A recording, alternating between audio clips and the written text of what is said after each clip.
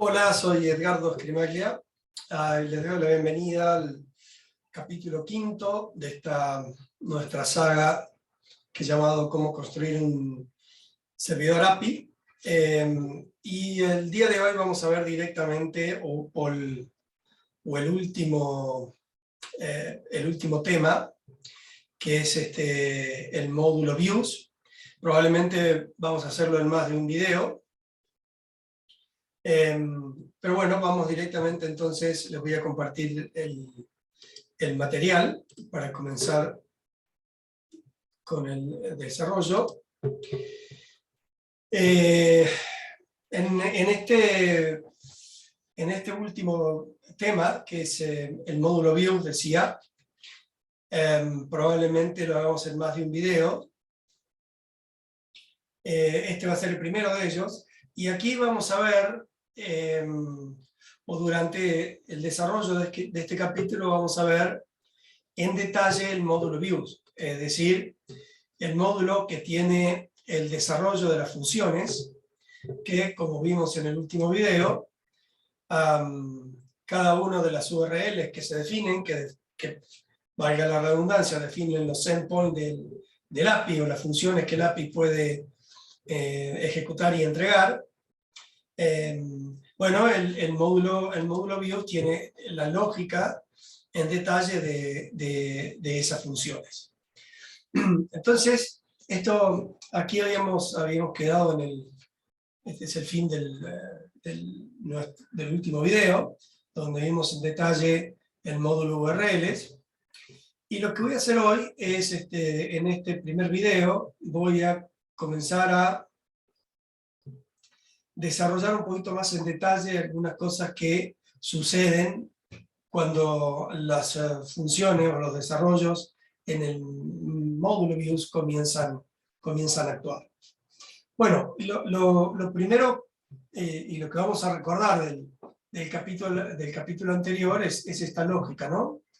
Cada vez que en el navegador escribíamos alguna de las URLs, como vimos acá, tenemos dos URLs definidas, se convocaban estas funciones y estas funciones estaban dentro del módulo Views. Aquí habíamos definido una de ellas, en un mensaje simple. Entonces, a ver, vamos a convocar, vamos a llamar el servidor.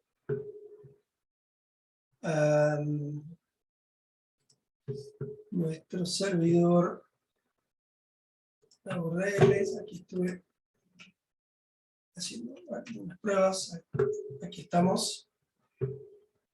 Entonces, nuevamente llamamos al servidor. Ahí el servidor se está ejecutando correctamente. Y les decía, simplemente para revisar un poquito lo que habíamos hecho en el último capítulo, vamos a convocar a este endpoint en nuestro navegador. Esto era localhost 2.800, siempre en el puerto, perdón, 8000, siempre en el puerto 8000 está nuestro servidor HTTP. Y aquí era el path API Catalyst 2900, por ejemplo, función interfaces, y esa función me devolvía lo que ven acá, el método, y el dispositivo que pasaba como variable, o como dato variable en la URL, ¿sí? Recuerdan, si escribíamos otro dispositivo, cambiaba el dato variable. Esto es justamente porque aquí en la URL había un elemento, en el pattern o el patrón había un elemento variable. Ese elemento variable se ingresa como URL, y luego en el módulo Views había una función que tenía dos argumentos, uno request y otro device.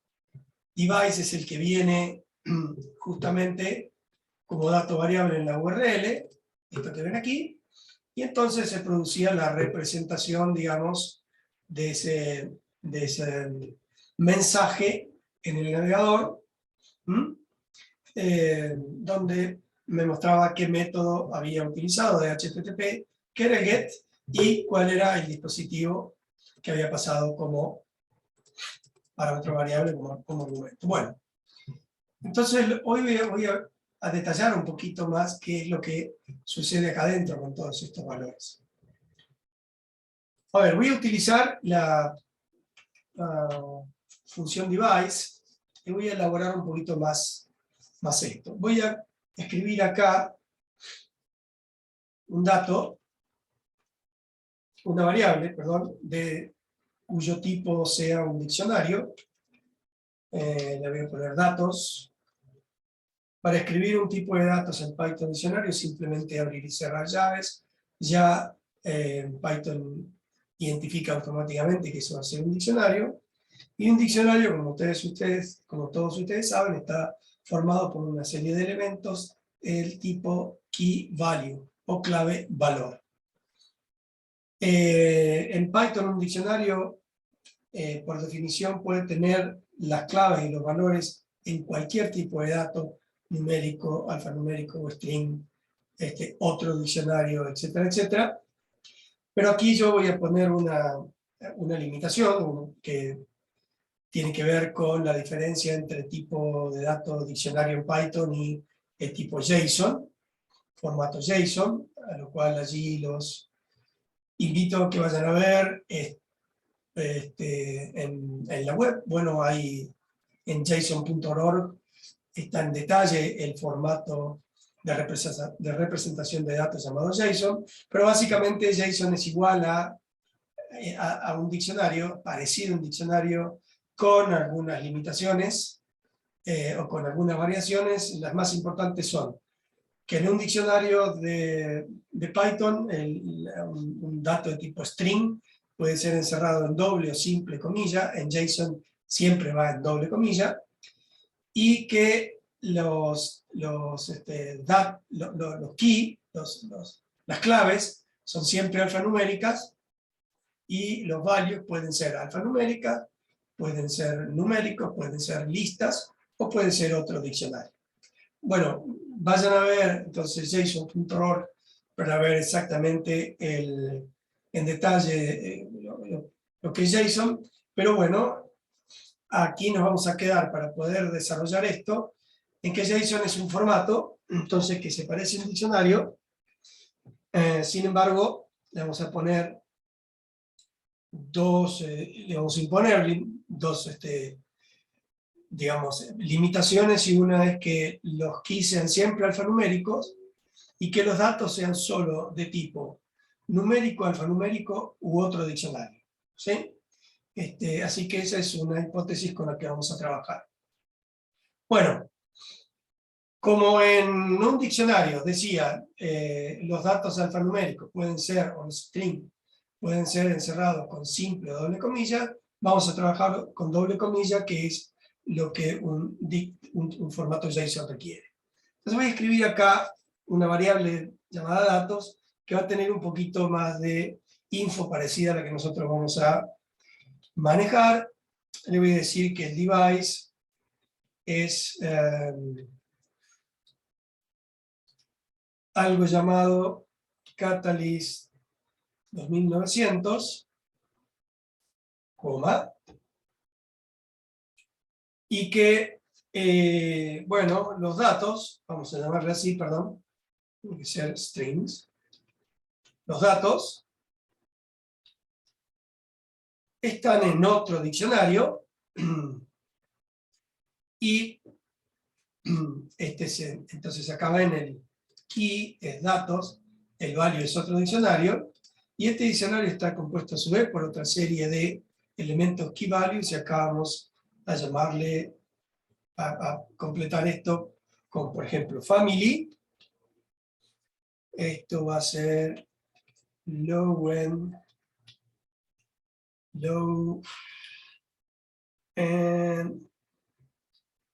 switch, y el otro va a ser interfaces. Y acá vamos a crear una lista con una serie de, a ver, giga 0, voy a copiar para ser más rápido. Le voy a poner 3 elementos a estas listas: giga 0, giga 1 y giga 2. Bueno, otra diferencia entre un diccionario y JSON es que el último elemento en JSON, el último elemento de un objeto JSON no puede llevar comas, como llevan los anteriores, ¿sí? Pueden ver aquí que entonces este diccionario tiene 2 elementos, un key value string string y otro key value que es string diccionario. Y este diccionario tiene adentro 2 key values, uno que es string string y el otro que es string lista. Y en ambos casos al segundo elemento no le estoy poniendo coma porque JSON requiere que el segundo elemento, el último elemento, no necesita una coma, el último elemento de un diccionario, sea anidado o no. Y en cambio Python permite que el último elemento lleve o no lleve coma. Yo voy a seguir la regla de JSON y no le voy a poner coma al último elemento de cada uno de los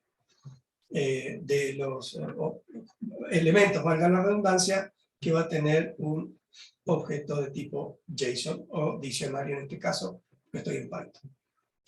Ok, ahora lo que voy a hacer es devolver este valor a esa función, o que la función devuelva este valor, y esto se hace a través de la clase HTTP response, y aquí voy a pasar esa variable que escribí como, en este caso, un diccionario. ¿Sí? Pues probablemente mientras desarrolle el tema se me mezcle diccionario con JSON, pero aclaremos lo siguiente. Diccionario es el tipo de datos que maneja Python. Python no maneja un tipo de datos JSON, y JSON es un formato de datos, un encoding de datos, que es el que se utiliza para transferir datos entre aplicaciones ya en forma estándar. Eso es JSON, es un encoding, una manera de preparar datos para que sean transferidos entre aplicaciones. Lo que sucede es que la similitud entre el tipo de datos que maneja JSON, que es un diccionario, perdón, los tipos de datos que maneja Python, que es un diccionario, y JSON, si esa similitud es muy grande, las diferencias son las que acabo de explicar recién. Entonces, si se me confunde diccionario con JSON, depende del contexto, sepan ustedes a lo que me estoy refiriendo.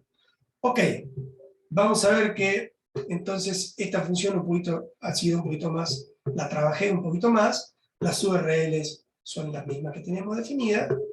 Vamos a ver que el servidor esté correctamente iniciado, lo está, y vamos a venir entonces a nuestro navegador y le vamos a decir que vamos a hacer un call a devices, y sin embargo aquí me devolvió algo un poco confuso. Device datos, ¿qué es esto? Device datos es justamente los dokeys, no me devolvió los contenidos. Bueno, lo que sucede acá es que el navegador no entiende una respuesta de este tipo, sino que lo que tengo que hacer ahora es elaborar un poquito más la respuesta para que la entienda el navegador.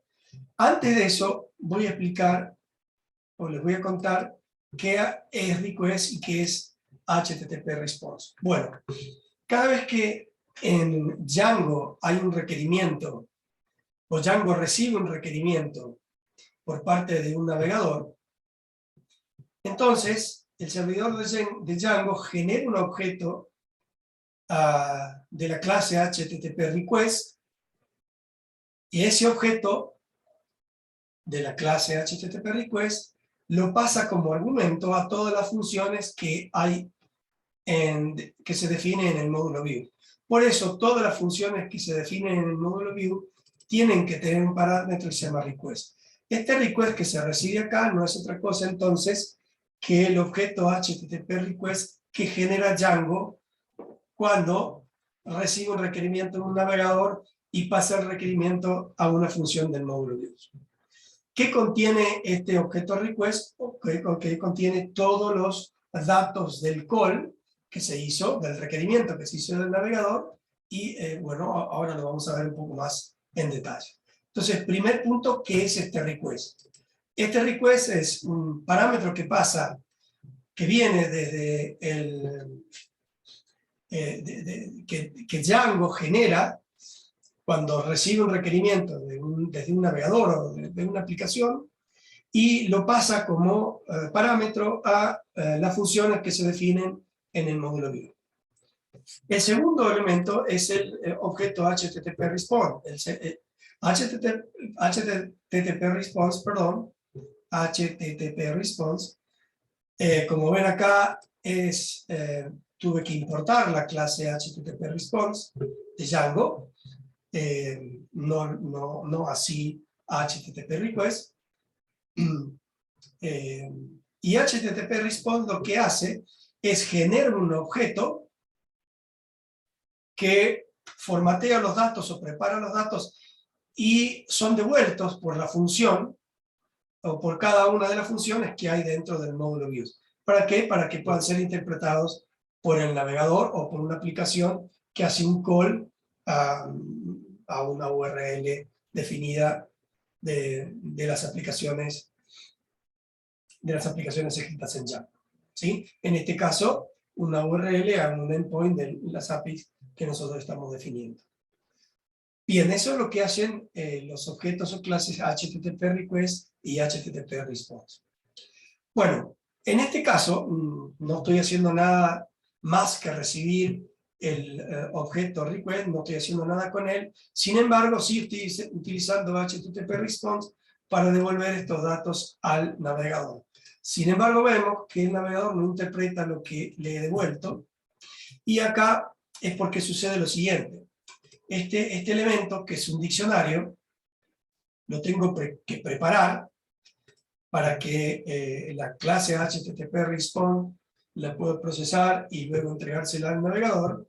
Esto lo tengo que serializar, es decir, preparar para poder serializar. Se le llama el proceso de preparación de datos para poder pasarlos de una aplicación a otra, ¿sí? Una aplicación, cuando quiere pasar datos a otra aplicación, debe serializarlos o formatearlos, y la aplicación que los recibe lo que tiene que hacer es deserializarlos. Es decir, es levantarlos o tomarlos de la transferencia desde la otra aplicación que se los está transfiriendo, y volverlos a un formato válido por la aplicación que los está recibiendo para que los pueda procesar. A esa acción se le llama deserializar. Bueno, en este caso vamos a usar la clase JSON a través del método dumps para serializar este diccionario. Lo convierte en un string formato JSON, pero tipo de datos strings, para que el navegador lo pueda interpretar. Si vuelvo a ejecutar, entonces, el call a este endpoint del API, ahora podemos ver que viene en un formato JSON, es decir, una serie de elementos en formato clave-valor, con algunas restricciones, ¿sí? Pero aquí hay un formato JSON perfectamente definido y interpretado por el navegador. Ahora, esto es un string, claramente, ¿no? Porque esto es lo que hice con la función de serialización JSON.dumps, función del método de la clase JSON. Ok, yo les había dicho que una de las cosas que íbamos a hacer es usar una aplicación que se utiliza mucho para hacer consultas a los APIs mientras las APIs están en desarrollo. Esa aplicación es Postman y es un cliente HTTP, y lo vamos a utilizar ya a partir de este momento para hacer consultas a los endpoints que nosotros vamos definiendo. Bueno, entonces en Postman, mi Postman ya está listo para trabajar. Lo que voy a hacer es pasarle el mismo URL que le pasé que convoqué desde el navegador. Sin embargo, aquí hay que ser un poquito más explícitos, ¿sí? Y hay que decir cuál es el método o el verbo HTTP que estoy utilizando, y en este caso es un GET, que es lo que sucede en el navegador que cada vez que se hace una consulta a una página web o una página de una aplicación web, cualquiera sea, inclusive a un endpoint de un API. ¿Sí? Vamos a hacer el call. Aquí vinieron los datos perfectamente, pero los vamos a pasar ahora a JSON en Postman, y aquí vemos más claramente los datos como queremos, puesto que las APIs ya todas intercambian datos, o casi todas intercambian datos en formato JSON, sobre todo las APIs que son REST. Creo que les había dicho en el primer capítulo, cuando hablamos de APIs, que las APIs REST son bueno, un estándar de construcción de APIs. Habíamos hablado de RESTful API, y RESTful API es un API de tipo HTTP que tiene básicamente 4 métodos: get, post, delete y put o patch. Bueno, algunos tienen 5 porque tienen ambos métodos. Entonces, a través de estos métodos, realizan todas sus funciones, ¿no? Get para hacer lectura, post para crear objetos, put y patch para hacer actualizaciones. Ambos hacen actualizaciones. Put para hacer la actualización requiere todos los datos, por ejemplo, todos los que ven acá. Y patch puede ser actualizaciones pasando parcialmente los datos. Por ejemplo, si yo hago un patch, si este endpoint fuera para hacer actualizaciones, en vez de get, pongo patch, ¿sí? Y patch no requiere que todo el cuerpo sea, toda la estructura de datos sea escrita, sino que solamente puedo cambiar family, y entonces la actualización se va a hacer. Con put tengo que utilizar todo el set de datos completo. ¿Sí? Y delete es para borrar un objeto dentro de la estructura de datos. Bueno, estas son las RESTful APIs. Y el encoding de un RESTful API, o sea, la forma en que los datos viajan, es JSON. Ok, entonces ya hicimos una aproximación a lo que sería la forma definitiva en que vamos a leer o transferir datos, que es en formato JSON, y vimos dentro de una función que representa un endpoint cómo hay que manipular estos datos, ¿no? En los próximos videos, justamente lo que voy a hacer es reemplazar esto por consultas a la base de datos que tenemos creados, para que los datos precisamente salgan de las bases de datos que tenemos creadas. Ahora, como vemos acá, esto no tiene ningún tipo de, sobre todo esto, lo que vimos acá en el Postman, no hay ningún tipo de autorización, ¿no? Aquí no hay autorización, y entonces yo hago las consultas y el API me responde, ¿no? El API server que tenemos me responde. Lo que voy a hacer ahora es agregarle autorización a esta operación, para por lo menos poder presentarme con un usuario y password, y entonces que no sea de acceso libre la manipulación de las APIs que estamos escribiendo. Pero para eso voy a explicar un poquito acerca del objeto request. Ya hablé del response, y ahora voy a contarles un poco acerca del objeto request. Les había dicho que cada vez que hay un request a una aplicación escrita en Django, Django genera un objeto de la clase HTTP request, y ese objeto es pasado como parámetro a las funciones que están escritas en el módulo views. Por eso es que en todas las funciones van a haber como mínimo un parámetro, y ese es el request. ¿Para qué tiene esto adentro? Esto adentro lo que tiene son todos los datos del call o del request que se hizo. Aquí voy a escribir una función. A ver qué me quema. Sí, lo voy a definir. Me queda más cómodo escribir una función para que no se mezcle todo. Voy a decirle que esta función se va a llamar getValues. Siempre el objeto request como parámetro, siempre.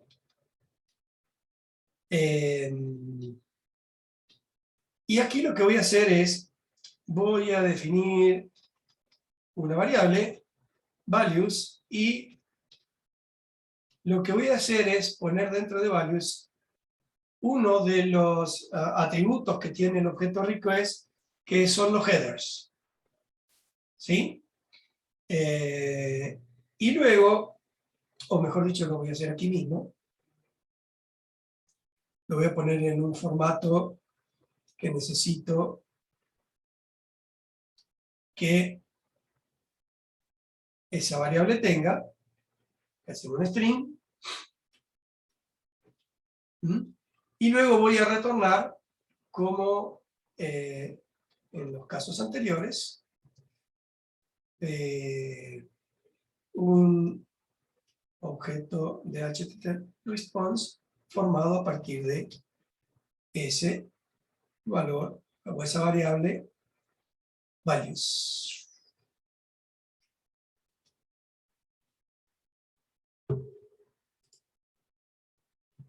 Ok, a ver, ¿qué está pasando acá? A ver, values, header, sí.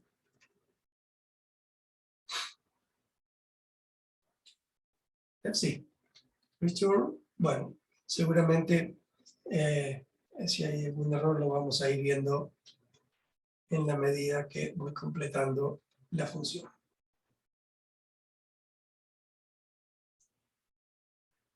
Values. Probablemente le vamos a llamar value.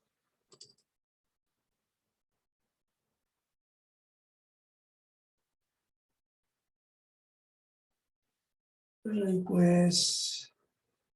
Es el mismo, headers.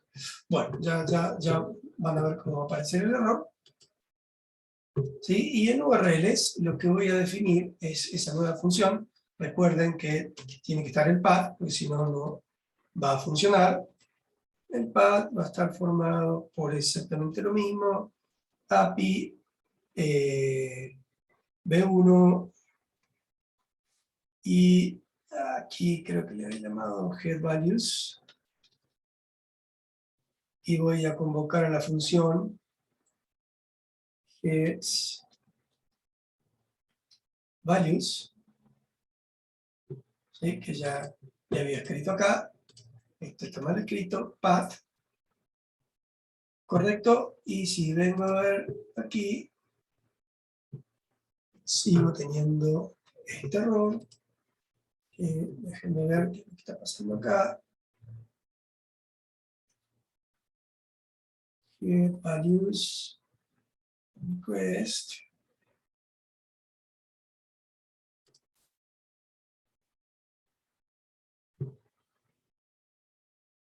Request headers. A ver. Headers. Vamos a poner acá un string para que no se me, para ver más clara la respuesta.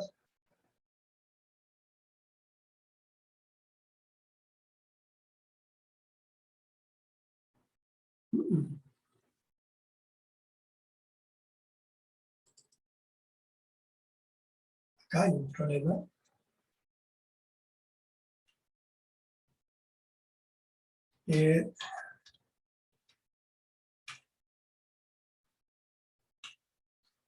Value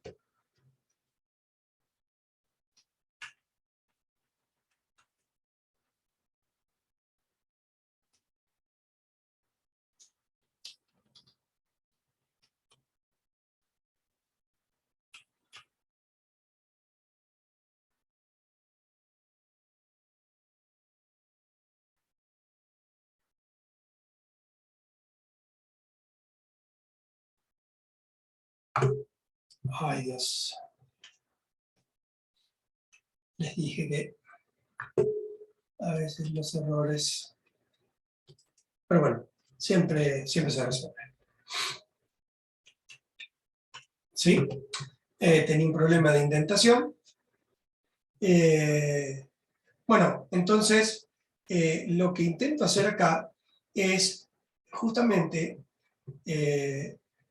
uno de los atributos que tiene este objeto header, request, perdón, que Django arma y pasa siempre como parámetro a las funciones que están definidas en el módulo de views, y tienen todos los datos de ese request, de ese call. Justamente lo que voy a hacer es, voy a decirle que me visualice, o que el navegador visualice cuáles son los headers que forman parte de ese call HTTP request.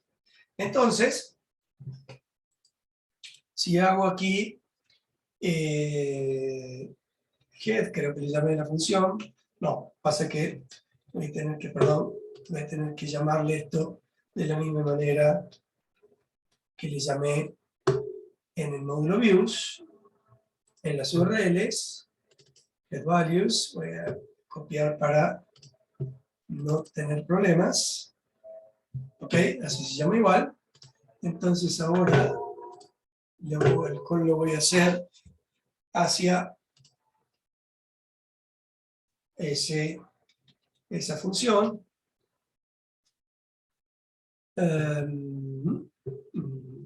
Gets, escrito,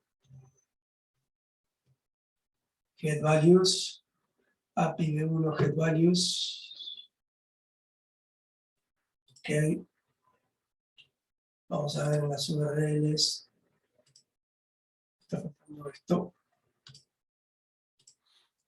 y aquí podemos ver entonces los headers que este call que estoy haciendo del navegador hacia el servidor HTTP, al endpoint getValues, cuáles son los headers de ese call, ¿no? Acá pueden ver todos los datos que tienen los headers, por ejemplo, el content type, que aquí está pasando en texto plano, string, el host, el tipo de conexión, fíjense el navegador que estoy utilizando, la versión, la plataforma, mi Mac, ¿sí?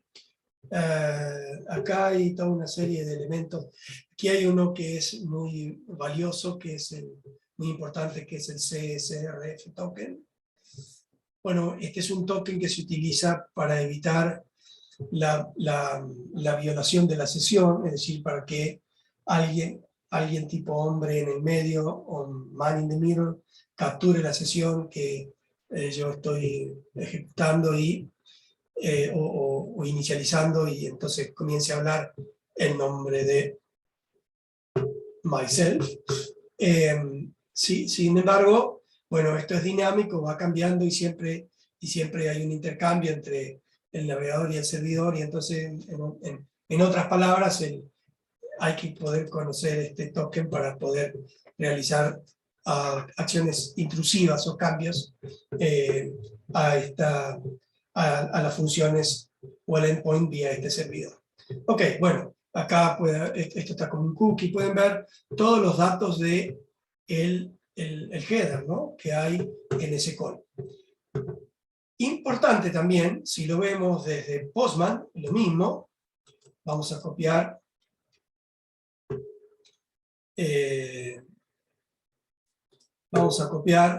eso aquí, hacemos la llamada, ¿sí?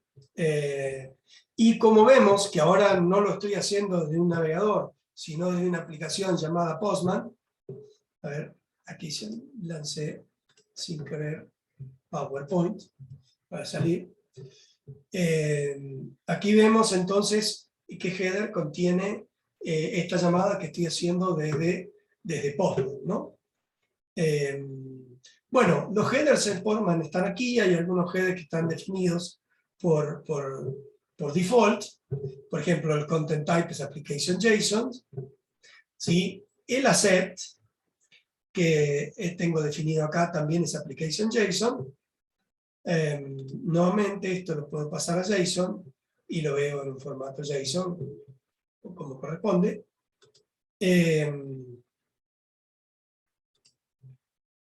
Lo vamos a ver en el formato que vino.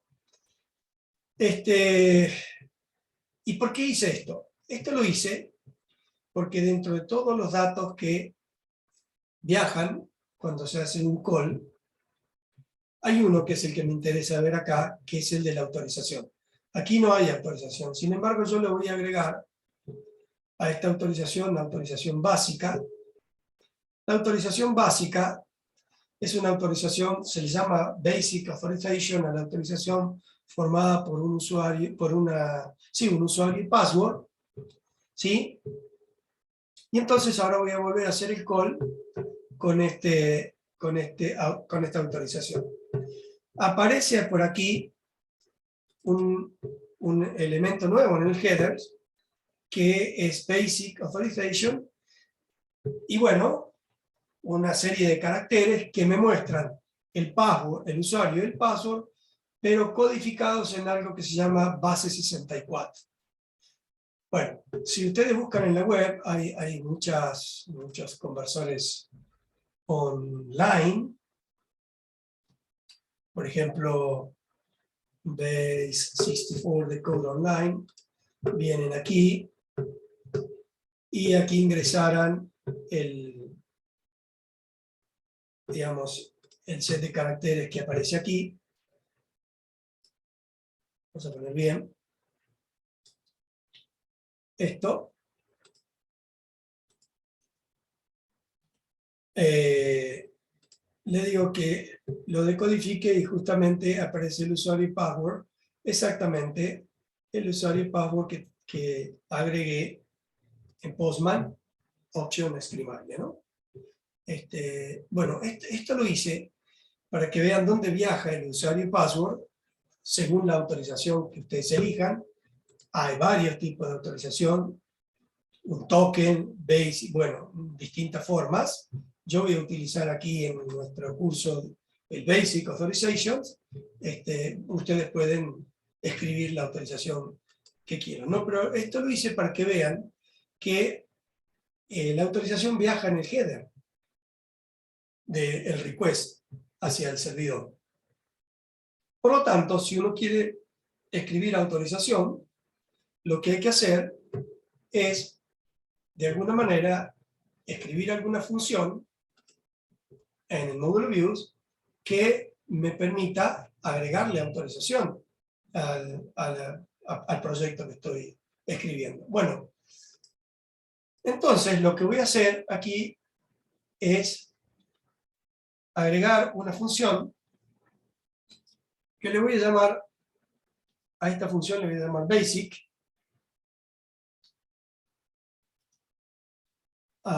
authorization, siempre nuestro parámetro request, y aquí voy a trabajar un poquito esto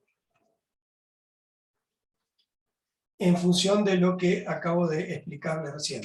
En una variable voy a obtener lo que viene del header, ¿no? Request.headers,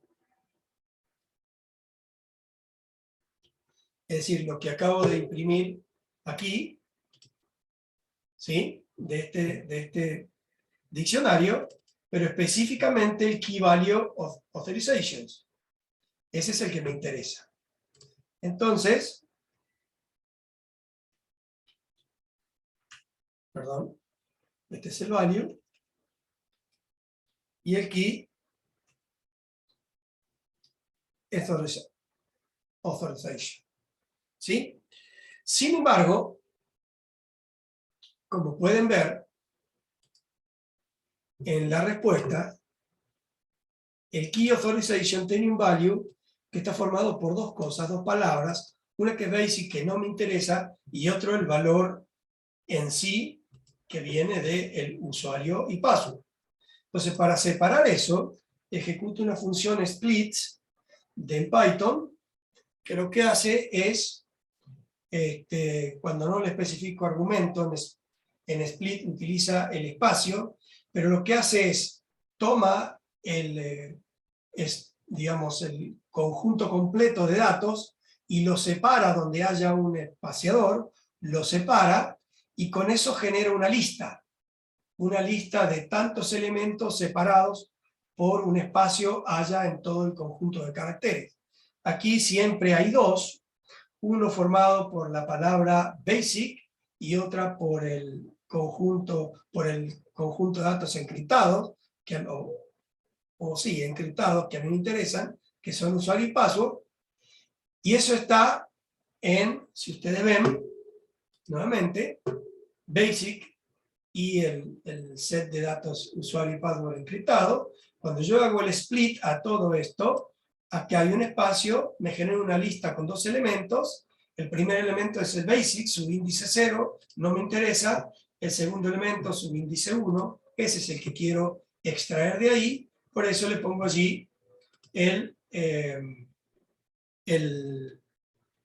perdón, esto va sin punto. Por eso le pongo aquí el subíndice 1 entre corchetes a la lista que genera el módulo split, ¿no?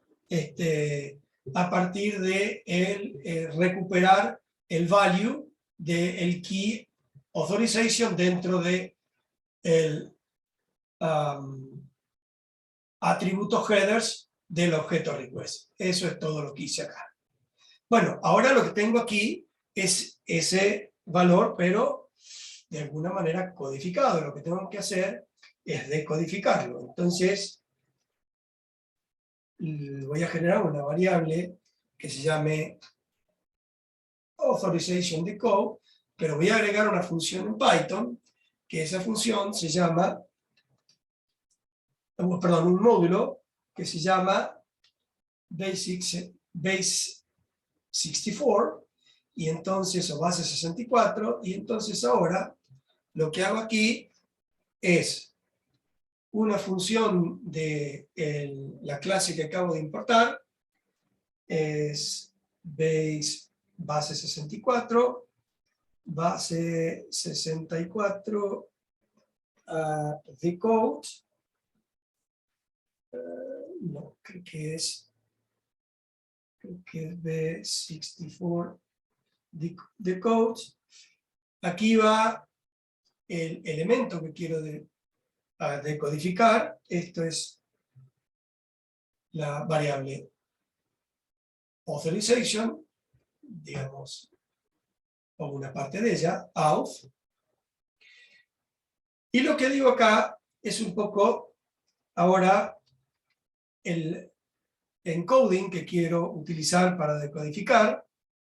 Esto es el formato UTF-8, que es el que se utiliza por default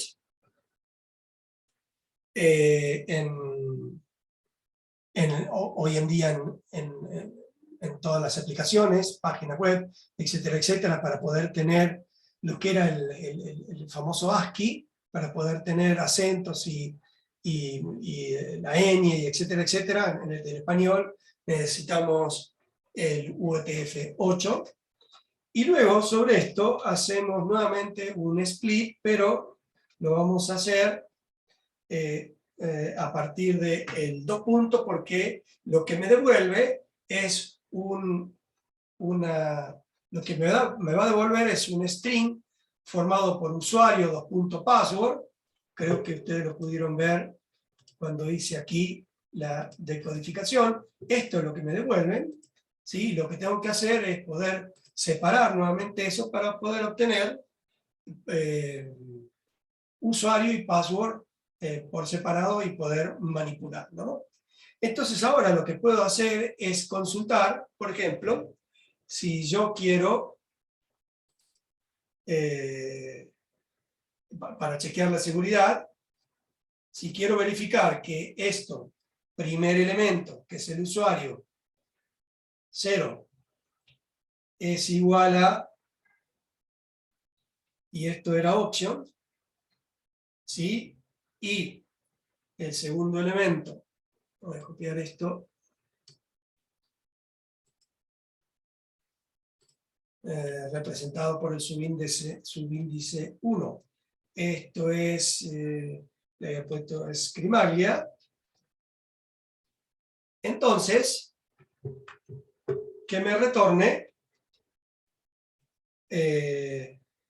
true, digamos, a lo que estoy haciendo, obviamente, else, que me retorne false, es decir, los resultados de la, perdón, los resultados de la autorización que estoy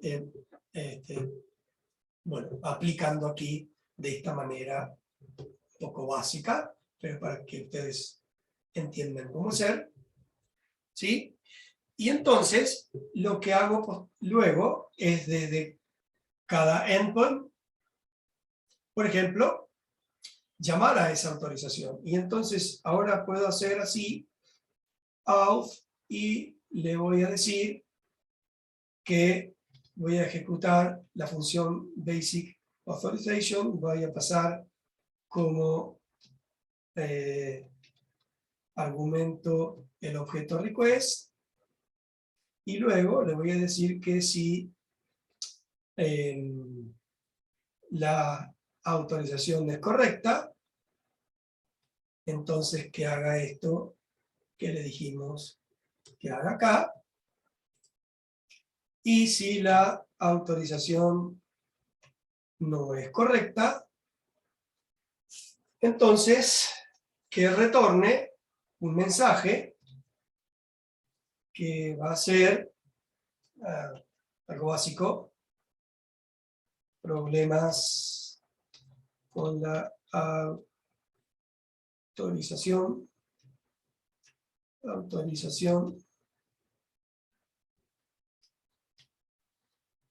y vamos a retornar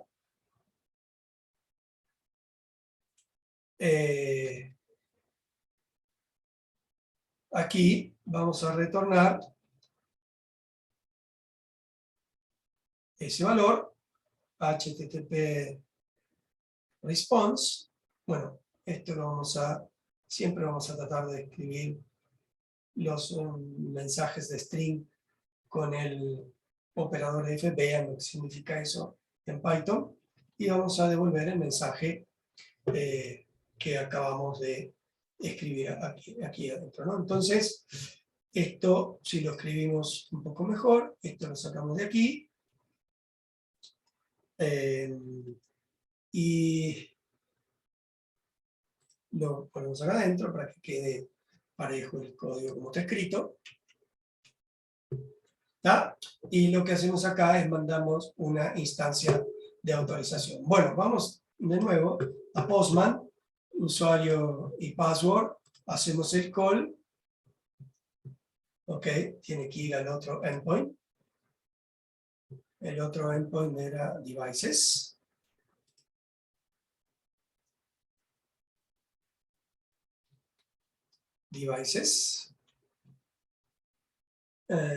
Me dijo que hay problemas con la autorización. ¿Por qué? Vamos a ver por qué. Option es el usuario, Scribaglia es el password, el usuario acá está escrita con mayúscula, tiene que ir con minúscula. Obviamente estos datos no pueden estar así en el código. En el próximo capítulo los voy a tomar de la base de datos, ¿sí? Ya vamos a ver. Recuerden lo que dije al principio, que ahora, o en este video, o en esta entrega, van los datos un poco manipulables desde aquí mismo, para que vean las cosas que hay que hacer. Sin embargo, en el próximo video va lo mismo, pero ya más explícitamente con datos extraídos de la base de datos que hemos generado, ¿no? Volvemos a Postman, hacemos de nuevo el call, y ahora sí vienen los datos, porque el usuario y password ha sido escrito como corresponde, ¿no? Entonces, resumiendo, vamos a limpiar esto. No me hace falta esta función, no más. Voy a limpiar el URL. Voy a quitar este valor de aquí. ¿sí? Resumiendo entonces, lo que hice fue escribir una función con datos un poco más parecidos a los que un endpoint, con datos un poco más parecidos a los que nosotros vamos a operar, y le agregué a esto una autorización básica, para lo cual expliqué el concepto de el objeto request y sus atributos. Uno de ellos son los headers, y entonces a partir de ahí hice una extracción del elemento autorización dentro del headers, que va dentro del header, y de ahí extraje el usuario y el password, y entonces hice una valoración antes de ejecutar la función acerca de una seguridad mínima. ¿Sí? Y como podemos ver, esto funciona correctamente, y si llegamos a hacer acá un cambio cualquiera, entonces vamos a tener un problema de autorización. Esta es la manera entonces que le agregamos seguridad a un API a través de, en este caso, una autorización básica, pero después ustedes pueden elaborar cualquiera de los métodos de seguridad que existen, ¿no? Un token, un API token, un API key, etcétera, etcétera. Bien, entonces esto es todo en el video de hoy. Lo que vamos a hacer en el video siguiente es empezar a trabajar con los métodos del API. Get, post, get ya está explicitado acá. Get, post, put o patch y delete, pero la diferencia es que lo vamos a hacer con datos que vamos a extraer de la base de datos que tenemos ya inicializada y cargada en nuestro proyecto. Los veo entonces en el próximo video.